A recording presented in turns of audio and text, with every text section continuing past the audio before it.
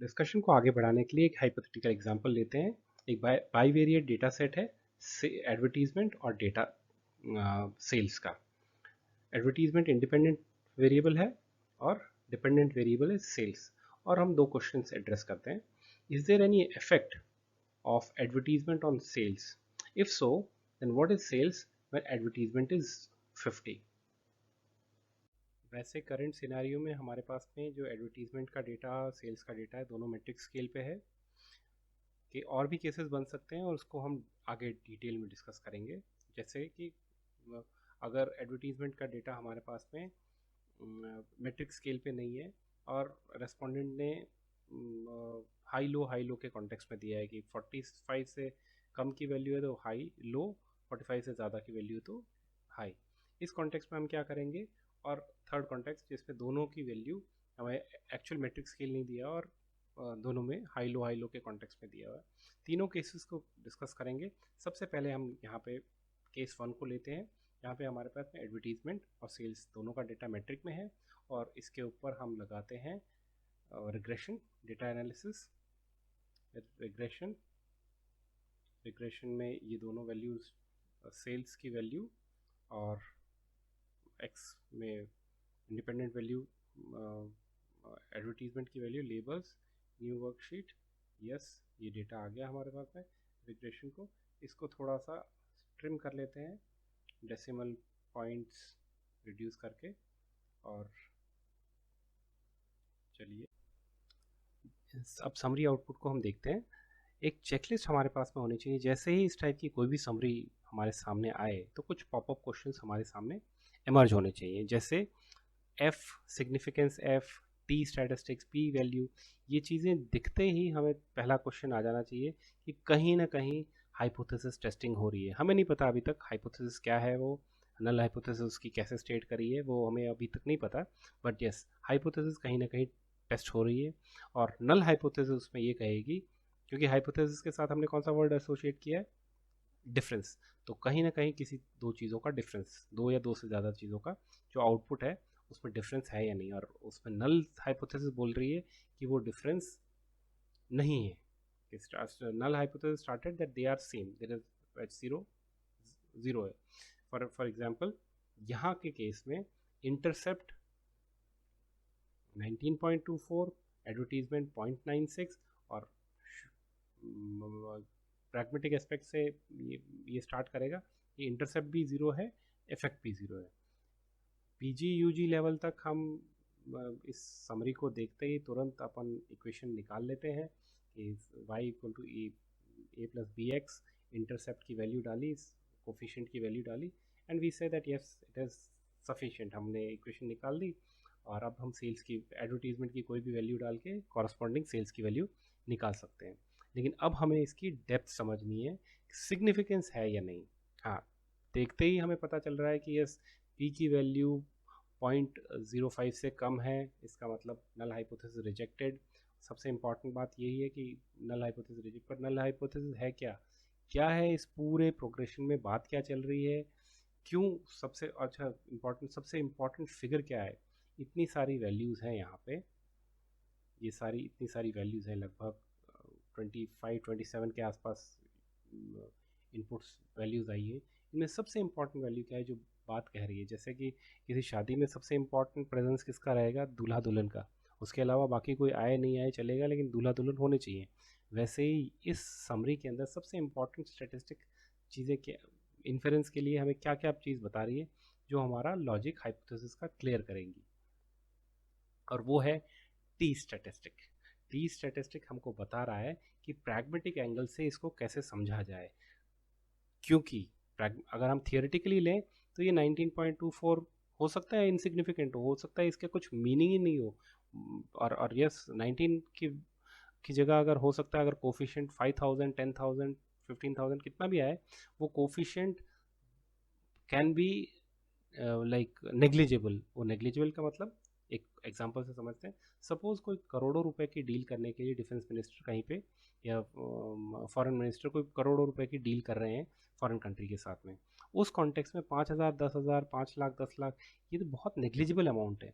वैसे ही इसलिए context important है किस कॉन्टेक्स्ट में हम बात कर रहे हैं, उस कॉन्टेक्स्ट में क्या ये सिग्निफिकेंट है या नहीं, वो चीज़ यहाँ पे टी स्टैटिस्टिक से पता चलती है। टी स्टैटिस्टिक कैसे आती है?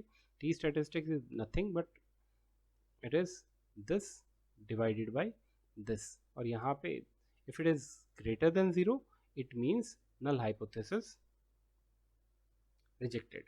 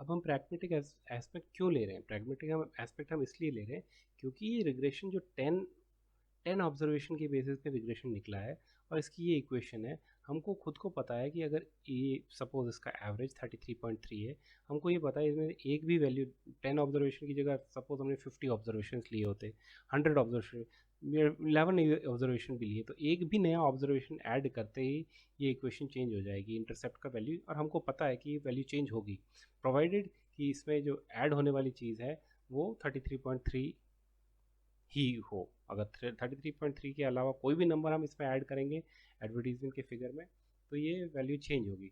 तो जब हम खुद कह रहे हैं कि हमारा ये 10 ऑब्जर्वेशन या 100 ऑब्जर्वेशन या 200 ऑब्जर्वेशन के कितने भी ऑब्जर्वेशन के बेसिस पे बना हुआ ये जो रिग्रेशन की इक्वेशन है ये वेरी करेगी अगर ऑब्जर्वेशन एक और ऑब्जर्वेशन ऐड हो जाता है। तो उस कॉन्टेक्स्ट में ये बात आती है कि कितनी रिलायबल है। कॉर्पोरेट पूछेगा हमसे, हम रिग्रेशन निकाल के हम बात कर रहे हैं कि हाँ यस हम आपके एडवर्टीजमेंट के ऊपर एडवर्टीजमेंट के कारण सेल्स पे क्या इम्पैक्ट पड़ रहा है हम स्टडी करके दे रहे हैं। बट कॉर्पोरेट हमसे पूछेगा कि आपकी बात तो सही है लेकिन जो आपने स्टडी किया है वो अपने आप में कितना इम्पोर्टेंट है वो हमें समझाइए। वो चीज़ समझने के लिए प्रैग्मेटिक एंगल समझना ज़रूरी है। फॉर एग्जांपल इंटरसेप्ट हम क्यों पढ़ रहे हैं? इंटरसेप्ट हम ये पढ़ रहे हैं कि क्या इसके एब्सेंस में ये फिनोमेना चलेगा या नहीं। अगर एडवर्टीजमेंट ज़ीरो भी हो जाए तो सेल्स कितनी रहेगी। For example let's say performance depends on motivation, पर इसका मतलब ये है कि अगर मोटिवेशन ज़ीरो कर दिया जाए तो भी क्यों परफॉर्मेंस नहीं होगा? क्या परफॉर्मेंस तो होगा। Suppose employee engagement depends on culture of the organization. Suppose our organization has the worst of the corporate culture, but still there can the employee engagement cannot be zero, right? अब यहाँ पे जो intercept है वो उस छोटी सी value के पर बात बता रहा है कि ये वैल्यू कितनी सिग्निफिकेंट है या नहीं, एंड लाइकवाइज इफेक्ट के ऊपर। इसीलिए ये इंटरसेप्ट को ज़ीरो एक्सेप्ट करके और आगे की बात करता है और वो हम यहाँ से स्टडी करते हैं। उसी चीज़ को पी वैल्यू के अंदर से if just compare if it is less than 0.05 then null hypothesis is rejected कि no if it is greater than in case of t statistic if it is greater than 2 or in case of p value if it is less than 0.05 then it means that two things that you are comparing are not same। मतलब 19.24 जो है pragmatic context में zero के बराबर नहीं है, या फिर 9.96 जो है वो प्रैग्मेटिक कॉन्टेक्स्ट में ज़ीरो के बराबर नहीं है। यही बात बता रहा है और कहने का मतलब yes it is significantly away from zero. जो हम कहते हैं ना significant zero, it is significant, ये इन्फरेंस में हम जब यूज़ करते हैं that means it is significantly away from zero. अब एक और बात करते हैं हम कि कोरिलेशन और रिग्रेशन। ये सारे कोरिलेशन वाली चीज़ें यहाँ पे आई हैं और रिग्रेशन रिलेटेड बातें यहाँ पे बात बता रहे हैं। कोरिलेशन और रिग्रेशन, कोरिलेशन में तो कोई डिपेंडेंट इंडिपेंडेंट वेरिएबल है नहीं, वो तो एक दो फ्रेंड्स की तरह है कि कोई भी किसी का भी फ्रेंड बन सकता है, राइट? पर और उसको आर से रिप्रेजेंट करते हैं। पर रिग्रेशन बिटवीन टू वेरिएबल, वहाँ पे क्लैरिटी है कि कौन सा डिपेंडेंट है कौन सा इंडिपेंडेंट है। वहाँ पे जो बॉन्ड है वो एक यूनिक लेवल का बॉन्ड है। Just like in contrast to friendship, marriage has more obligation. In marriage roles are clear. In marriage dependence and relation of one with another and the relation of other with the first one, it does matter। तो वे same की same चीज़ जब regression के context में are की जगह हम B use करते हैं, बीटा यूज़ करते हैं, और beta of y on x is not equal to beta of x on y, ये हम एक्सेप्ट करके चलते हैं। और इन दोनों का प्रोडक्ट का स्क्वायर रूट वो आर को रिप्रेजेंट करता है। आई होप यहाँ तक की चीज़ें क्लियर है हमें। एंड फाइनली जो ये लोअर और अपर 95 की, ये फ्यूचर की बात कर रहे हैं कि इन 10 डेटाबेस के डेटा सेट के बेसिस पे जब हम बात कर रहे हैं तो आपके इंटरसेप्ट की वैल्यू मिनिमम 3.96 और मैक्सिमम 34.51 के बीच में रहेगी। लाइकवाइज एडवर्टीजमेंट की लोअर और अपर लिमिट्स बता रहे हैं।